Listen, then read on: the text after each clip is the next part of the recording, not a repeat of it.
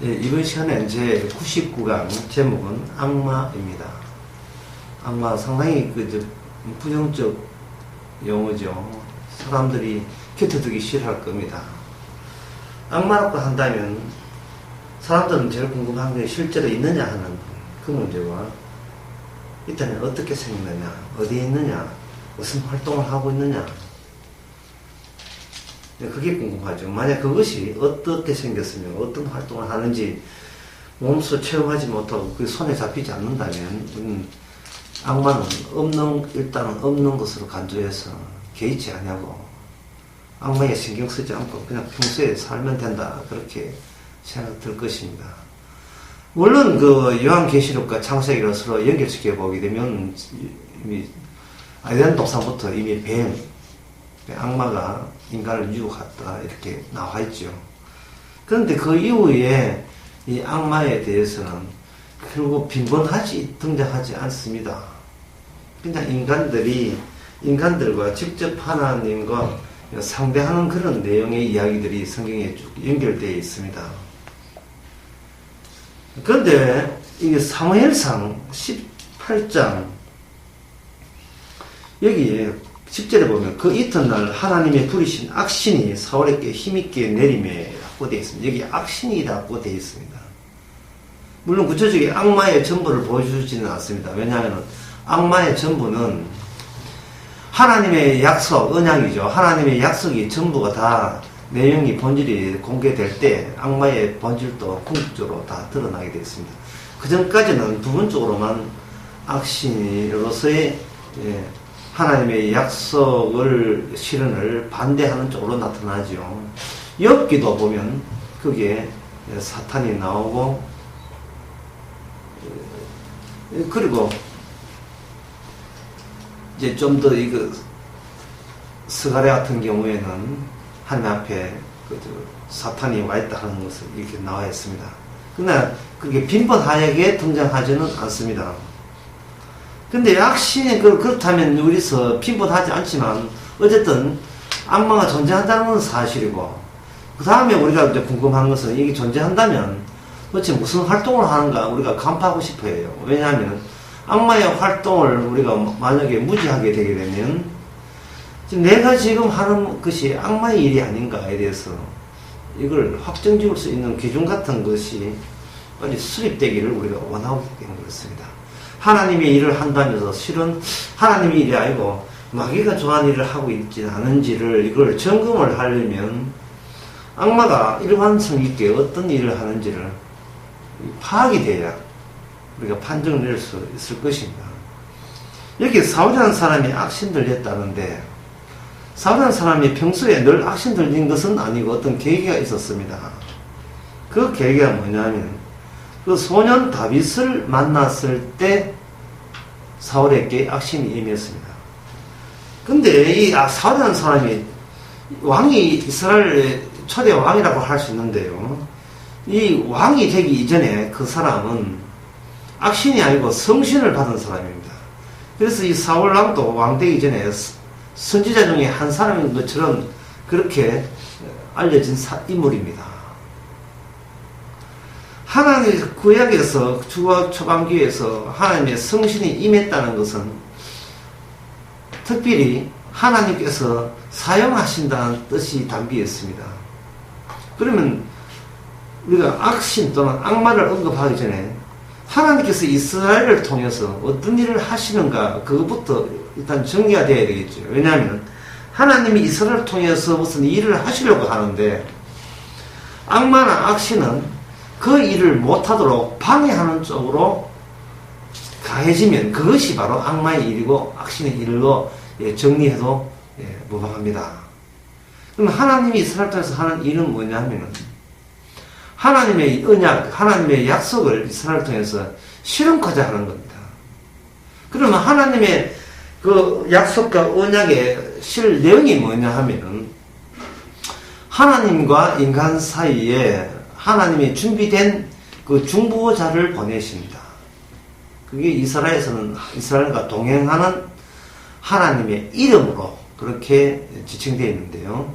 그 중보자께서 이스라엘을 데리고 그 중보자에게 하나님 아버지께서 맡겨진 그 특별한 일이 있습니다. 그 일을 마무리 지으면 세상은 끝이 나는 겁니다. 그 일을 하기 위해서 이스라엘을 사용하시기 위해서 하나님은 하나님의 중보자를 동행시키는 거죠. 그렇다면 이제 마귀의 일은 이제 거기에 반대니까 이제 분명해졌습니다. 그 중보자의 존재를 삭제하는 일을 마귀가 하는 겁니다. 요즘식으로 한다면 예수 그리스도를 증거해야 될 설교자가 교회 부흥을 증거한다면 그게 바로 악마에 속한 목회자입니다. 아주 간단하죠. 그리고 어떤 학교에 교목이 있다면 그 교목이 예수님의 복음을 전개해야 될 교목이 학교의 번영과 학교가 서울대학교 얼마나 마지막에 기도한다는지 이렇게 하게 되면 그것이 바로 마귀에 속한 목사입니다. 그리고 국목이 있는데 국목이 예수님의 복음을 전해야 될 국목이 나라의 안정을 위해서 기도한다면 그것이 바로 마귀에 속한 국목이 되는 겁니다. 이런 예를 들으니까 실감 나시죠? 마귀는 하나님의 약속, 중보자의 존재를 제거하는 겁니다. 그것을 제거하는지 아니면 그것이 목적이 아니고 우리의 소망을 이루는 하나의 수단으로서 잠깐 들었다가 빠져버리는 그런 용도로 사용케 하는 것이 거기 가짜로 만든 예수, 가짜로 만든 삼위일체, 가짜로 만든 그 중보자의 인상이 그런 인상입니다. 그렇다면 중보자를 마귀가 뺄 때 그냥 중보자 빠지고 이야기합시다. 그래서 하는 것이 아니고 어떻게 하냐면 인간이 직접 하나님과 맞닿을 수 있다고 선전하는 겁니다. 이게 마귀가 하는 설교예요. 인간은 착하고 선하고 구원을 원하고 천국을 원한다면 하나님께서 그 소원들을 이루어 준다는 겁니다. 기도하게 되면 이루어 주고 헌신하고 금식하면 이루어 주고 열심히 내면 열심히 한 만큼 그 양만큼 주께서 들어준다고 주장하는 것이 바로 마귀에 속한 전형적인 목소리입니다. 악마의 목소리라고 생각하시면 정확합니다. 왜냐하면 중간에 중보자가 빠져버린 거예요. 그러면 우리 생각은 그 중보자를 집어넣으면 되지 않겠냐 이렇게 생각하죠. 근데 그 중보자들은 중보자가 우리가 요구한다고 들어오시는 분이 아니고 우리 요구와 반대해서 오히려 우리의 요구사항 그러한 기대사항 때문에 우리로부터 핍박받은 상태로 우리 가운데 하나님 사이에 들어오게 되어 있어요. 그게 바로 십자가입니다. 십자가는 쉽게 말해서 걸림돌입니다. 우리가 요구하는 것이 반영되는 것이 아니고 우리 요구하는 것이 잘못되었음을 도중에 나서서 그걸 분명히 일러주는 신분이 바로 중보자예요. 그래서 중보자는 길이요 진리요 길이요 생명이요 진리가 되는 겁니다. 이 말은 우리는 진리가 아닌 거예요. 우리의 요구사항은 진리가 될 수가 없는 겁니다. 그래서 이 마귀의 일이 뭐냐 궁금하시다면 한마디로 말해서 나도 인간입니다고 하나님 앞에서 큰 소리 치게 만드는 그 모든 분위기가 마귀가 만든 분위기입니다. 하나님의 저를 사람 취급해달라는 거예요. 하나님 저를 죄인 취급하지 말고 사람 취급해달라는 거예요. 하나님 믿고 참 개가 청성해가지고 새 인간 되게 해달라고 계속 기존의 인간을 가치를 그걸 붙잡고 예수님의 도움으로 이 기존의 인간이 달라져서 새 인간 되게 해달라고 요청하는 것. 이게 마귀가 요청하는 겁니다. 그거는 종교에서 주로 하는 일이에요.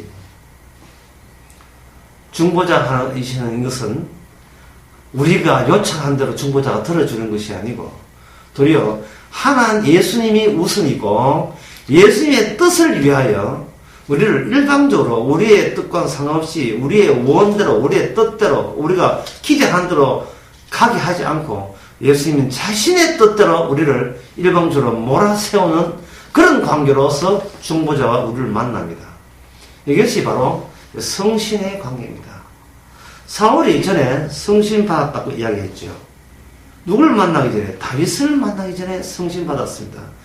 다윗을 만나고 난 뒤에 갑자기 사울은 자신의 가치를 놓치기 싫은 거예요. 나는 누가 뭐래도 이스라엘 왕이다. 근데 왕자리를 누가 노리는가? 아무리 봐도 소년 다윗이 자기 왕자리를 내치고 그 자리에 자기가 소년 다윗이 앉을 것 같은 느낌이 들거든요. 그러니까 악신이 들려서 사울이 창을 들고 다윗을 향하여 던졌습니다.